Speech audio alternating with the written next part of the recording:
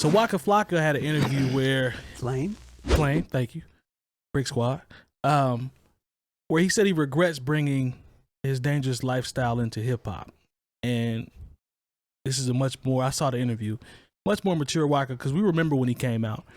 He Waka said been kind of mature for quite for a a while. now. Yeah, that's fair. That's a good point. And he's pretty much admitting how his life choices became the fuel for his music, and in turn it crafted troublesome energy in hip hop. He said with the rappers that came after him, and he said, I was bringing my lifestyle into rap, and I wasn't supposed to do that. And he's basically looking at it from the standpoint of people bringing danger into a lifestyle that pulled them out of danger. So you're bringing the streets into the rap music, and it makes it dangerous. So, you know, he went on to talk about you can't have 1 foot in and 1 foot out. It's not going to work. How it didn't work for him. I actually applaud him for saying this. I think this is dope that he came out saying this now as an older rapper or older entertainer, whatever, entrepreneur at this point, because I don't know if he really put records out like that anymore. This is dope, but why do you guys think this doesn't happen more? Because I don't see this. I don't hear this. Survivor's remorse, man. Go ahead. That's the only thing I can think about, because, I mean, if you have to nix what you've been through, at the end of the day, it's entertainment. Right. None of these movies will be made because art imitates life. So what he went through, it's actually up to the listener and the audience if they take it as just, this is his story. I rock with his story, but I'm not going to let it influence me to make those moves that he did. But a lot of people don't know.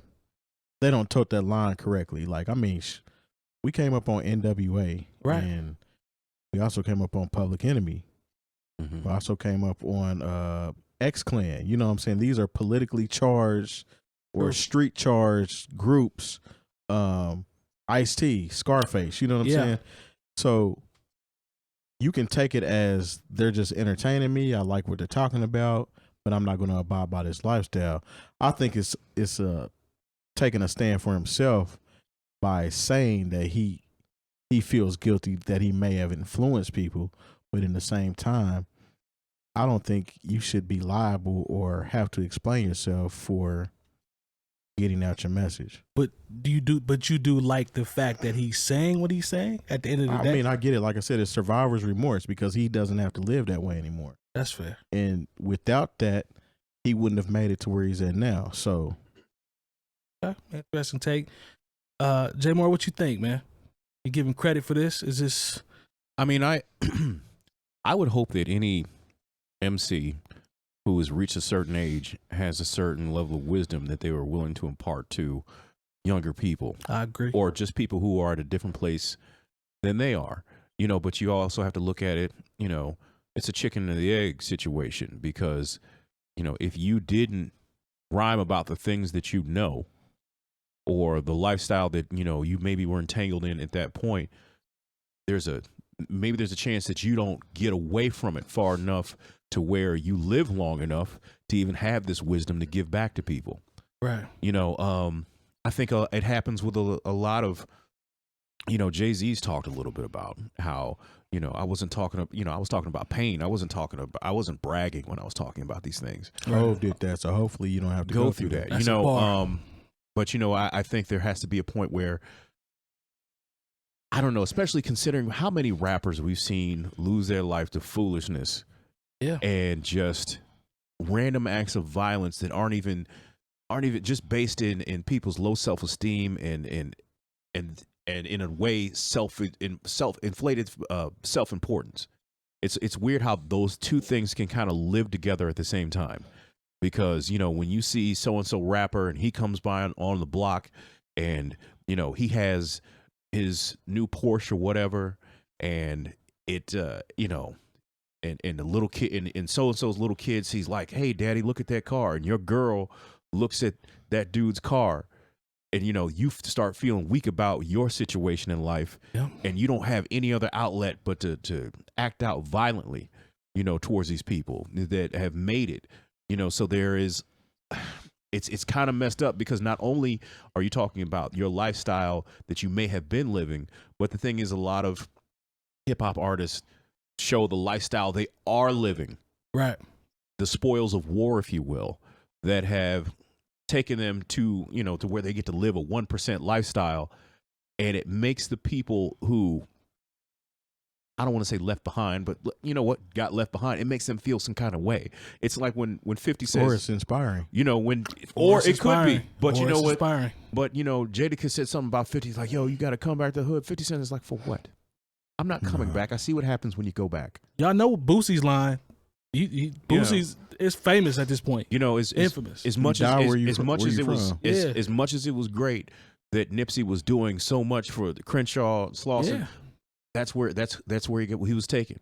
You know, as much as it was cool that Young Dolph was right there supporting a black business right there in the heart of Memphis, that's where they took him at. Facts. You know, even like the kid Chinks, you know, he pulled up in his Panamera in the old neighborhood in the Bronx, and that's where they took him at. Facts. You know, there's so much, you know, I just want everyone who's able to make it and find a level of clarity and wisdom like Waka has to, you know, to speak these words, because you don't know who it's going to touch and who it's going to help for them to figure this out, because there's a lot of lost people out here, and you know what, it's going to, I'm worried it's going to get worse before it gets better, because I see the violence that has nothing, you know, just in our city of Indianapolis, that has really gotten out of control, and like somewhere along the way, cooler heads have to prevail, and people, you know, if you have the ear of the people and you can tell them something, then you need to tell them something. That's the point right there. If you have the platform and the listeners and people that you're influential, and you can influence people and impact lives and culture, and the youngins, use it. And not talk down to them. Not say, yeah, y'all point your fingers like y'all need to stop doing this, that, and be like, hey man, look, I come over here, young homie. Let me show you where I went wrong. That's going to touch. I made it. And I'm trying to help. That's going to touch somebody. I'm not saying it's going to touch everybody. Some people use the music as that, though. Like, for example, when I was coming up, Me Against the World was my go-to album whenever I felt a certain type of way. Right. And everybody knows Tupac's background, what he talked about, blah, blah, blah. That album actually made me change my life for the better. That particular album. Everybody knows Tupac went completely nuts after that came out. I still was a Tupac fan, but I knew how to listen to Tupac without being influenced by him. So it's actually on. It's awesome that somebody can tell somebody what to do and give them guidance or whatnot. But it's on you as an individual too to know what it is and be able to make that dissertation for yourself. Fair. I'm not mad at that. Long jump in. You said you got a chance to watch it, right? You saw watch what? The Waka interview. Didn't you say you got a chance to? I saw the very short clip. Okay. But that's it. What were your thoughts? What everybody else has said. Oh, okay. All right. Yeah, well. I mean, I just think it's Waka does seem like he's I don't think he's rapped in a long time. No, he hasn't had an album in like 10 years. I was about to say it's probably longer than I even thought. And he jumped in EDM game for a minute. That's for a minute. He got some real money. Yeah, he got a bag. I just generally appreciate people that I don't even want to say have the courage, but just have the intention behind, like, you know, going out of their way to potentially, I don't want to say correct what they did that was wrong necessarily, because I'm not even going to put that on them like that, but just, you know, like share perspectives based upon like where he was, where he is now, what he's learned from it. But, you know, like everybody said, you know, to maybe help somebody that happens to be listening at that time, that could maybe influence their life maybe in a better direction than it's going. So I can appreciate that to that point. Outside of that, I don't really have anything to add, I guess. I mean, it's pretty straightforward. So he helped himself. True. Yeah. So salute to him, man. I just love that he's willing to say it and how it will be received. That's, like Terry said, that's on the individual at the end of the day, but I give him props for actually throwing it out there. So salute to Waka. They might call you soft for telling somebody the right thing. That's a whole nother conversation. It's crazy. You could be like, hey, brother, you might want to, you know, stop selling dope. Yo, why you hating? But look up to somebody like Tekashi. Yeah. Be like, no, you see, he getting money though.